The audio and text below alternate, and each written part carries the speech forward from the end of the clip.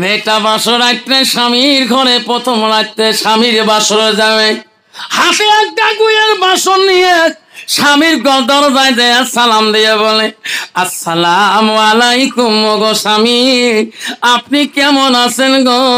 স্বামী বজ্ঞানী বলছে, আল্লাহ জীবনে কত পড়াশোনা করলাম, কেন নারীর মন মধুর সালাম দিয়ে আমার কলিজা ঠান্ডা করে দিতে পারে না।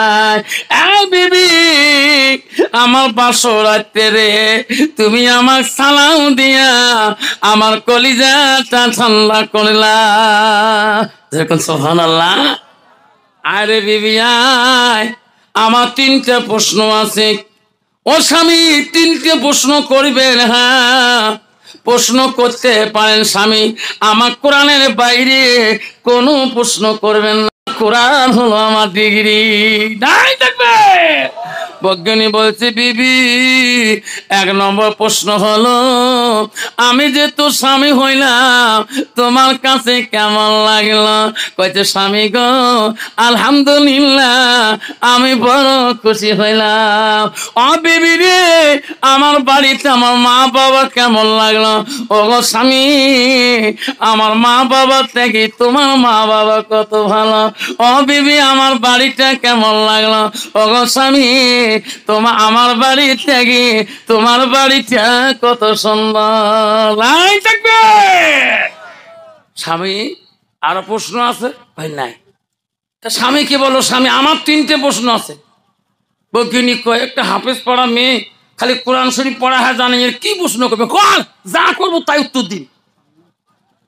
স্বামী গো 1 নম্বর প্রশ্ন হলো, আপনার জীবনে লাইফ স্টোরিতে যত কিতাব পড়েছেন স্বামী, সমস্ত কিতাব যদি একত্র করা হয়, পালা করা হয়, কোন কিতাবটা তোমার জীবনের কিতাবের উপরে রাখিলে আল্লাহ খুশি হয়ে যাবে, আল্লাহ রাসূল খুশি হয়ে যাবে, সেই কিতাবটার নাম বলেন?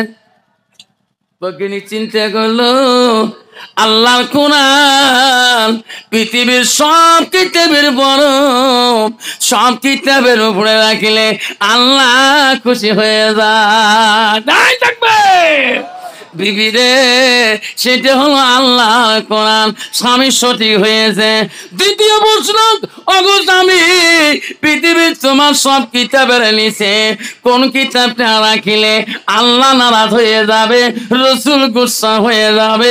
বলছে, বিবি সেটা হলো আল্লাহর কোরআন। কোরআন কোনোদিন কোন কিতাবের নিচে যায় না। থাকবে। স্বামী আমি যে কোরআনে হাফেজা, আমি যে কোরআনে পড়ি, ও গো স্বামী কোরআন তো নিচে যায় না। কোরআন কোরআন কোনোদিন নিচে যায় না।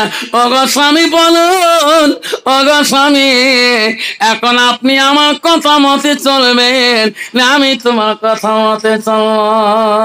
বৈজ্ঞানিক বলল, বিবি রে ওরে বিবি উত্তর দিয়ে দেব, তোমার বিয়ে রাত্রে তোমার বাবা একটা কোরআন হাতে দিয়েছে, ওই কোরআনটা আমার হাতে দাও, আমি সব উত্তর দিয়ে দেব। বিবি বলছে, না গো স্বামী আপনি পাক না পাক, আল্লাহর কোরআন তোমার হাতে দেওয়া যাবে না। আপনি উযু করে আসেন, পাক হয়ে আসেন, আমি তোমার হাতে কোরআনটা দেব। বৈজ্ঞানিক উযু করে আসি বিবির কাছে দাঁড়াল, বিবি রে উযু করলাম, পাক হয়ে গেলাম, তুমি কোরআনটা দাও। ওই বৈজ্ঞানিক হাতে কোরআনটা নিয়ে চোখের পানি ছাড়িয়ে দিয়ে বললেন, বিবি খোদার কসম করি বললাম রে বিবি, যতদিন পর্যন্ত তোর মতন কোরআনের হাফেজ হব না অতদিন এই বাড়িতে আসবো না। তুমি থাকো রে বিবি, আমি চলে গেলাম কোরআনের হাফেজ হইতে। নাই থাকবে। আব্বারা শোনা চান না, ও মা বোনে না, বৈজ্ঞানিক যে মাদ্রাসায় যে হাফেজ হইতে চায়, হুজুর তাড়াতাড়ি হাফেজ বানায় দাও। কেন? আমার বিবি কোরআনের হাফেজা, আমি হাফেজ হয়ে যাব। হুজুর বলছে, রে বেটা ও সহজ না, এত তাড়াতাড়ি হাফেজ হওয়া যাবে না। যাবে পৃথিবীতে একটা ছেলে যা বলছে, হুজুর কি আমি আজকে আমি পড়বো আপনি শুনবেন না, আপনি পড়বেন আমি শুনবো, যেরকম সুবহানাল্লাহ। হুজুর বলছে এমন ছাত্র তো জীবনে দেখি নাই, ওস্তাদের পড়া ধরতে যায়। হুজুর বলছে বেচারে সারা জীবন পড়াইলাম রে বেটা, আজকে তুমি পড়ো আমি শুনবো। তোর নাম কি? আমার নাম আব্দুল কাদের জেলানি, আমার বাবার নাম আবু সালে জঙ্গি মুসা, আমার মার নাম উম্মুল ফাতেমা। ওগো হুজুর আমি পড়বো আপনি শোনেন। মা বলেন হযরত আব্দুল কাদের জেলানি মা কোরআনে 18 পারা হাফেজ ছিল। আব্দুল কাদের মার মুখে শুনি শুনি 18 পারা হাফেজ হয়েছিল।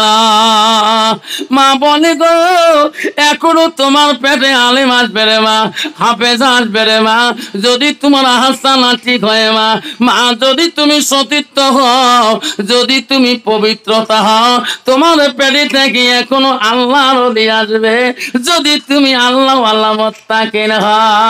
বন্ধুরে যুবক মার কাছে এসে বলো মা তুমি আমাকে আলেম বানাইছো মা, আমি তোর হক আদায় করতে পারি নাই। আল্লাহ নবীর কাছে আব্দুল ইবনে মাসউদ প্রশ্ন করলো, কুলতু সুম্মায়ু, নবী গো আল্লাহর কাছে আরো কোন আমল আছে নাকি? নবী বলো কালা বিজুল ওয়ালিদাইনা, মা বাবার সঙ্গে সব ব্যবহার করাটা আল্লাহর কাছে সবচাইতে বড় আমল। 90% যুবক আব্বারা বিবির জ্বালায় যন্ত্রণায় নিজের মার সাথে সৎ ব্যবহার দেখাইতে পারে না, নিজের বাবার সাথে সৎ ব্যবহার দেখাইতে পারে না, বিবিটার যন্ত্রণায় বাবার সাথে শান্তি মতন কথা বলতে পারে না, বিবির যন্ত্রণায় মাকে ভালো বস্তু আনি খোয়াইতেও পারে না। জোরে কোন চিহ্ন বিঠি বাবা, বিবি যদি ভালো হয় তাহলে দেখবেন তো মাটা শান্তি ভাবে রে সোনা। লে বাবা উঠবেন না, বেয়াদবি হবে, আমি চলে যাব সোনা। আব্দুর রহমান এত বড় যুবক ছিল রে, আব্দুল সামাদ এত বড় ওলি ছিল গো। মার কাছে আরজি করলো মা আমি মদিনায় চলে যাই রে মা। মা বলছে আব্দুল সামাদ মদিনায় কেন যাও, কি করবা তুমি? মা আমি এলেম শিখালি মা তোর হক আদায় করতে পারি নাই, মা আমার ইনকাম নাই, মা মদিনায় যাইলে মা মদিনায় যাইলেম প্রচার করব। বাবা কেমন করে এলেম প্রচার করবা? ও আমা মদিনা হাজিরা হজ করতে দেয়া উট কুরবানি দেয় মা, দুম্বা কুরবানি দেয় মা, আমি সেই জায়গায় এলেমটা ভয় করব। মা হাজিরা জানো তোর না তৌফা দিবে রে মা, তাই আনি তোমাকে আমি খাওয়াবো। দেখবে বাবা ছেলেকে বলছে বাবা আব্দুল সামাদ তুমি যদি মদিনায় যাও বেশি দিন থাকিও না, তুমি আমার একটা কলিজের টুকরা, তুমি বেশি দিন থাকলে আমি মা বড় কষ্ট পাই। কন্ত বাবা ছেলে যদি আদরে একটা ছেলে হয়, যদি বিদেশে পড়াশুনো করতে যায় সেই মাটা ছটপট করে থাকে, যেরকম ঠিক না বেঠিক। আব্দুল সামাদ মদিনায় গেলেন, উট কুরবানি করে, দুম্বা কুরবানি করে, গায়ে মতো রক্ত রক্তিত হয়ে যায়। 3 দিন 4 দিনের পরে মার কথাটা মনে ভরি দেয়, আমি আমার মার একটা ছেলে রে, মা আমাকে বলি দিছে রে সোনা বেশি দিন মদিনায় থাকিস, আমি মা বড় কষ্ট পাব। আব্দুল সামাদ ওই রক্ত মাখা শরীর নিয়ে, হাতে দুধারি ছুরি নিয়ে, ওই ধুলার মধ্যে নিয়ে মা কথা স্মরণ করে বাড়ি মুখে রওনা হয়ে গেলেন। আস্তে আস্তে রে কিছু দূর আসছিলেন, দিন চলে গেলেন, এখনো বাড়ি পৌঁছে নাই। এমন সময় ঈশান নামাজের টাইম হয়ে গেলেন, আরো দিন লাগবে গো। আব্দুল সামাদ সামাদ ঈশ্বরে আজান কানের মধ্যে পায়, আল্লাহু আকবার আল্লাহু আকবার। আব্দুল সামাদ মনে করলো সামনে মসজিদ আছে রে, আমি ঈশার নামাজটা জামাতেই পড়ে নেব গো, কারণ সারাদিনে আমি জামাতে নামাজ পড়তে পারি নাই, ঈশার নামাজটা জামাতে পড়ে নেব। আব্দুল সামাদ দ্রুত বেগে গেলেন, সামনে আজান দিয়েছে, মনে হয় মসজিদ সামনে আছে, আমি একটু জোরে গেলে নামাজটা পড়তে পারবো। আব্বা যেন আমার শোনার চান না, আমার আব্বারা শোনার মানিক চান্দরা, আমার আব্বারে আমি বড় কষ্টজনক, আব্বারা আপনারা কেউ যাবেন না, আব্বা কেউ যাবেন না বাবা, মাত্র 10-15 মিনিট। কষ্ট হবে, কষ্ট হবে, কার কার হবে না হাত তুলে দেখায়, তাকবীর লাগায়, নাই তাকবীর। আব্দুল সামাদ রাস্তায় ঈশার নামাজ পড়ার জন্য পাগল হয়ে গেলেন, দ্রুত বেগে দৌড় মারলেন, সামনে মসজিদ আছে নাকি। যেতে যেতে যেয়া দেখে মসজিদ সামনে, উনিও মসজিদের বারান্দায় পৌঁছে গেলেন, জামাত শেষ হয়ে গেলেন। আল্লাহ আশা করলাম জামাতে নামাজ পড়বো, নামাজ শেষ হয়ে গেল। আল্লাহ নামাজ তো পড়তে হবে, যাই মুত্তাকিন আল্লাহওয়ালা তার নামাজ পড়তে হবে। আব্দুল সামাদ একাই নামাজ পড়ার জন্য উজুখানায় চলে গেলেন, গ্রামের মানুষ নামাজ পড়ি বাড়ির দিকে চলিয়ে গেলেন। আব্দুল সামাদ উজু হাত দিয়ে উজু করতেছে, এমন সময় একটা অদ্ভুত চিৎকুর মসজিদের পিছনে চিৎকুর দেয়, কে গো আমাকে বাঁচান, আমাকে বাঁচান, আমাকে বাঁচান। আব্দুল সামাদ বলে রে কে রে, মসজিদের পিছনে কে রে চিৎকুর দেয়।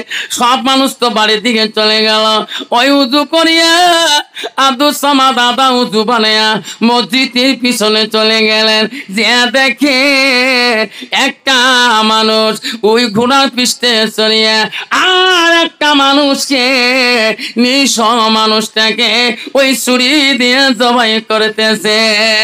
আব্দুল সামাদ বলেন, ভাই মানুষটা অন্যায় করিস না রে ভাই, ভাই তোর পাপ হয়ে যাবে রে ভাই, ভাই তোর গুনাহ হয়ে যাবে। বলতে নাই বলতে ওই দুষ্ট মানুষটা, ওই মানুষটা খুন করে পালে গেলেন। আব্দুল সামাদ মনে করলো আমি তো এই জায়গার মানুষ না, আমি নামাজ পড়তে যাচ্ছি, আল্লাহ মানুষটা খুন হয়ে গেল। আল্লাহ গ্রামের মানুষ জানি কি না, সবাইকে ডাকা শুরু করলো, ভাই তোরা আসেন, ভাইটা কোন মানুষ খুন হয়ে গেল। সবাই গ্রামের মানুষ আসলেন, আসি দেখে লোকটা চিৎকুর দেয় কেন, আরে যাই চিৎকুর দেয়, তার হাতে একটা দুধারি ছুরি, রক্ত মাখা, গায়ে মাথায় রক্তর দাগ, ঝোলা চাও রক্ত মাখা। এই যুবক তুমি লোকটাকে মারি দিলি, তুমি আমার এই মহৎ মানুষটাকে মারি দিলি। কইছে না না, আমি একজন কসাই, আমি দুম্বা কুরবানি করি, আমি উট কুরবানি করি, আমি মদিনা থেকে আসিয়েছি। কেউ বিশ্বাস করে না, মারা শুরু করে দিল, মারিতে মারিতে রে আব্দুল সামাদকে মসজিদের বারান্দায় সবাই দুর্বল বানিয়ে দিল, মাটির সাথে দুর্বল বানিয়ে দিল। সবারই কাছে হাত জোর করে পা ধরে কান্দি বলে, ভাই রে আমাকে মারবেন না ভাই, আমি খুনি না, আমি খুনি না। ও ভাই আমার বাবা নাই, আমার ভাই নেই, আমার বোন নাই, আমার একটা মা আছে গো, আমার মাটাকে এক নজর মোড়ার আগে দেখতে দাও। সবাই মারা বন্ধ করিয়া আব্দুল সামাদকে হাতে রশি পায়ে রশি লাগাইয়া দেশের বাদশাহ দরবারে নিয়ে গেলেন। বাদশাহ বললেন এত মারছেন কেন? ও মহারাজ ইনি একজন খুনি, ইনি একজন মানুষকে খুন করে। বাদশাহ বলছে কতল বিল কতল, কতল বিপরীত হবে কতল। তোরা যাও, আমি বাদশাহ কাল সকালবেলা ফজরের নামাজ পড়ে এনাকে খুন করে দেও। রায় দিয়ে দিলেন, তোরা সাক্ষী মহারাজ, আমরা মানে নামাজি, আমরা পরহেজগারি, আমরা নিজে চোখে দেখিয়েছি। বাদশাহ বলল ঠিক আছে, তাদেরকে কাল খুন করে দেওয়া হবে। আব্দুল সামাদ বলছিলেন আল্লাহ, আব্দুল সামাদ বলছিলেন ভাই রে আমার কেউ নাই, ও ভাই আমার কেউ নাই, আমার শুধু মাটা বেঁচে আছে। আল্লাহ নবী বললেন إذا مات الإنسان ينقطع عمله إلا من ثلاثة আমার নবী বললেন মানুষের মৃত্যুর পরে মানুষের সৎ আমলগুলা নেক আমলগুলা কবরে বন্ধ হয়ে যায় ইল্লা মিন সালাসাতিন তিনটা আমল কবরবাসী বন্ধ হয় না। আব্বারে আব্দুল সামাদ মরণের সময় মা করে কাঁদছিল। আজকে বতুয়া তুলিতে রে বাবা কত যুবক আছে মা নাই বাবা নাই গো, হাজার মা করি যদি কান্দে ওই মাটাকে পাবেন না। সেই জন্য বলছি রে রসুল বুখারীতে বললেন ইল্লা মিন সালাসাতিন ওই তিনটা আমল কবরবাসীর বন্ধ হয় না। নবী বলল সাদাকাতুল জারিয়া, যাই দুনিয়ার বুকে ওই মাটার নামে সাদকা দেবে দান খয়রাত করবে ওই যুবকের দান মা বাবা কবরে শুয়ে শুয়ে পাবে। যারা ইলম শিখবে অপরকে শিক্ষা দিবে তার মা বাবা সব হয়ে থাকবে। আলমিহি আলতাফাহু বিহি আমার রাসূল বলা ওয়ালাদুন সালিহুন ইয়াদুলাহু নেক সন্তান যখন দোয়া করবে ওই নেক সন্তানের দোয়া মা বাবা কবরে পেয়ে যায়। সেই জন্য বাপ আজকে এই বধুয়ে তুলি দিয়ে কার কার মা নাই বাবা নাই একটা বার হাত তুলি দেখাইবেন গো হুজুর আমার মা নাই বাবা নাই গো হুজুর আমি দোয়া করে চলে যাব। আব্বারা আজকে তোর মাটা কবরে আছে গো, সেই মাটার জন্য গো আমি 5টা বাবার নাম ধরে দোয়া করতে যাই বাবা। 10,000 টাকা করে গো এই বানান মাদের সন্তানে মা হারা একটা সন্তান বাবা হারা একটা সন্তান 10,000 টাকা আমি একটা বাবা নাম শুনতে চাই। আমি দোয়া করি যাবো রে বাবা আল্লাহ তো মা বাবার কবর জান্নাতে বাগান করে নেবে। আছে বাবা একটা বাবা সেই বানার মাদ্রাসার জন্য রাসূল বলছে সাদাকাতুল জারিয়া। আজকে সেই মাটা কবরে পড়ে আছে, বাপটা কবরে পড়ে আছে, সেই বাপটার জন্য মাটার জন্য একটা বাবা খালি 10,000 টাকা এই নবীর বাড়ির জন্য একটা বাবা ওয়াদা দিবেন হুজুর আমি নবীর বাড়ির জন্য হুজুর আমি আমার মার নামে বাবার নামে সাদকা হিসেবে 10,000 টাকা দিলাম। যত বাচ্চা এলেম শিখবে যত বাচ্চা কোরআন পড়া শিখবে হুজুর আমার মা বাবা যাতে কবরে শান্তি পায়। রাসূল বলছে ওই বাচ্চারা যত এলেম শিখবে আর যত এলেম প্রসার হবে তোর মা বাবা কবরে শুয়ে শুয়ে জান্নাতের হাওয়া পেয়ে থাকবে। যেরকম আমিন। সেই জন্য বাপজন একজন বাবা আমার একটা বাবা আমার খালি 10,000 টাকা একটা বাবা ওয়াদা দেনেওয়ালা আছেন। আবারে একটা শোনা চান ওয়াদা দেনেওয়ালা আছেন একটা বাপ হুজুর আমার মা নাই হুজুর আমার আব্বা নাই হুজুর গো আমি 10,000 টাকা এই মাদ্রাসার নামে আমি ওয়াদা করে দিলাম।